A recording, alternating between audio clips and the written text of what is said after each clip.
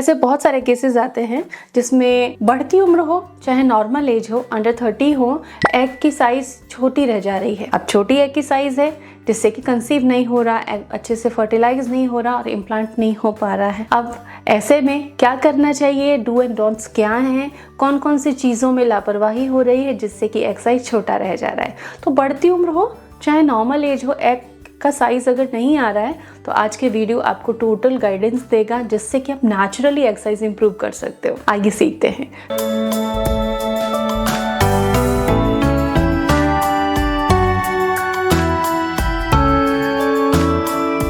Hello and welcome to Prerna's fertility care. आप सभी का बहुत बहुत स्वागत है।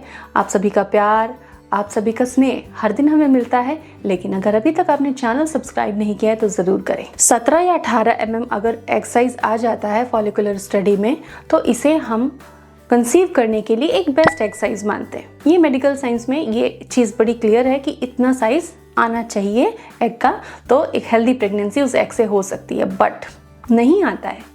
आज की लाइफ स्टाइल में ये प्रॉब्लम बहुत ज़्यादा है कि हेल्दी हैं, हार्मोन बढ़िया, लेकिन एक्सरसाइज प्रॉपर आ नहीं रही है, उससे प्रेगनेंसी हो नहीं रही है। तो एक्सरसाइज बढ़ाने के लिए क्या करना है मैं आपको सारे लाइफ स्टाइल टिप्स बताने वाली हूँ जिससे कि आप अपनी फूड को ही मेडिसिन बना लोगे, अपनी लाइफ स्टाइल को सुधार लोगे और दवाओं से पीछा छूटेगा एंड एक permanent healthy and happy life आप जी सकते हो। एंड कंसीव करना तो बहुत ही आसान हो जाएगा। सबसे पहले एक्सप्लोर करते हैं इसकी रीजंस को कि क्या रीजन होते हैं जिसकी वजह से एग क्वालिटी नहीं आ पा रही है। आज के टाइम में ये प्रॉब्लम ज़्यादा फेस कर रही हैं फीमेल्स फर्टाइल एज ग्रुप में। तो सबसे पहले है AMH स्तर का बिगड़ा हुआ होना। AMH का स्तर अगर ठीक नहीं है तो एक्सरसाइज में इशू आता है, हार्मोन्स नहीं बन पाते। दूसरा है एज फैक्टर। अगर आप 35 प्लस हो तो ये बहुत कॉमन प्रॉब्लम मानी जाती है और बहुत सारे केसेस में ऑल गुड होने पर भी एग साइज की वजह से कंसीव नहीं होता आफ्टर 35। Sleep disturbance. आजकल हम देखते हैं वर्क कल्चर जो हो गया है, जो जॉब्स में कल्चर है, उसकी वजह से घर के काम, पर्सनल लाइफ एंड अपनी प्रोफेशनल लाइफ को मैनेज करते करते कहीं ना कहीं आपकी स्लीप कट हो रही है। क्वालिटी स्लीप आप नहीं ले पा रहे हो, वर्कलोड ज़्यादा है, भागदौड़ ज़्यादा है, तो स्लीप डिस्टर्बेंसेस जो हैं ये आपके एग क्वालिटी को डायरेक्टली हिट करते हैं और आपके एग क्वालिटी को पुअर करने में भी ये एक बड़ा फैक्टर है। दूसरी चीज़ है डाइट इनसफिशिएंसीज। डाइट इनसफिशिएंसीज का मतलब क्या है कि एक दिन में जो स्टैंडर्ड्स बने हुए हैं कि इतनी कैलोरी लेनी है, RDA के अकॉर्डिंग कितना विटामिन जाना है, कितना आयरन जाना है, वो जा नहीं रहा है बॉडी के अंदर। तो जब पोषक तत्व शरीर में जा नहीं रहे हैं तो एग कैसे बनेगा।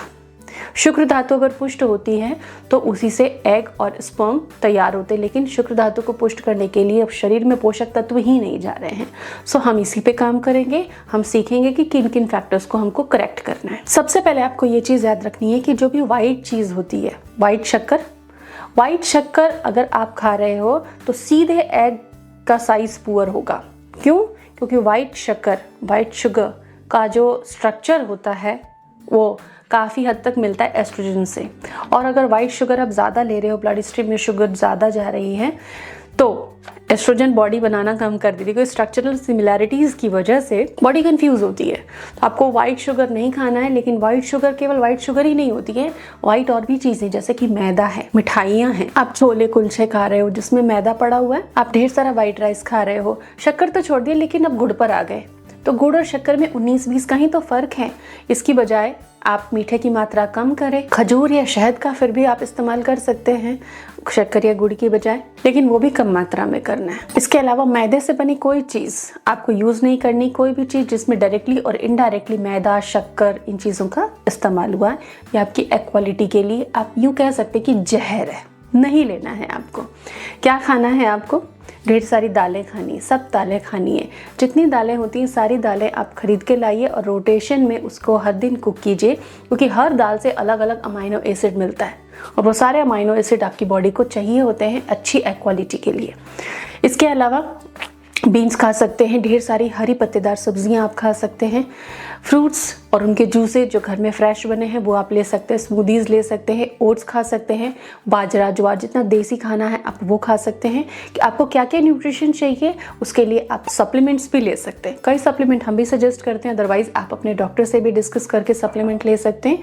क्योंकि बढ़ती उम्र में जब क्वालिटी पुअर है, नहीं बढ़ रही है, तो डाइट के अलावा सप्लीमेंट लेना ज़रूरी हो जाता है ताकि टाइमली अच्छे रिजल्ट्स आ सके। और ज़्यादा देरी होने पर प्रेगनेंसी में कॉम्प्लिकेशंस आने का रिस्क रहता है। तो आपको क्या सप्लीमेंट लेने हैं? विटामिन डी आप ले सकते हैं, AMH लेवल अगर ख़राब है। 8 हफ्तों के लिए हर हफ्ते की एक विटामिन डी की पिल्स आप ले सकते हैं। Calcium, iron, L-arginine, CoQ10, zinc, calcium, selenium और कॉपर, ये कुछ वाइटल मिनरल्स हैं जो आपकी बॉडी को चाहिए मेटाबॉलिज्म अच्छा रखने के लिए। मेटाबॉलिज्म अच्छा होगा देन एग क्वालिटी प्रॉपर बनेगी। इसके अलावा आयरन कैल्शियम का जो लेवल है वो आपकी कंसीव करने की क्षमता को इम्प्रूव करेगा। तो ये कुछ सप्लीमेंट हैं जो कि आप अपनी डाइट से बढ़ा सकते हैं। ब्रेकफास्ट आइडिया, लंच आइडिया, सब कुछ हमने आपके साथ शेयर किया है एग क्वालिटी डाइट वीडियोज़ में, जो कि आप डिस्क्रिप्शन में दी गई लिंक से जाके देख सकते हैं।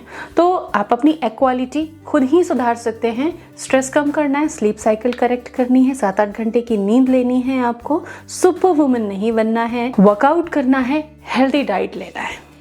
अगर स्ट्रेस को आप थाम लेते हो, रूटीन ठीक कर लेते हो, डाइट ठीक कर लेते हो, तो एग क्वालिटी ठीक होना बहुत मुश्किल नहीं है। 2-3 महीने में अच्छे रिजल्ट मिलते हैं। Stay tuned with us, hit the like button if you like this video.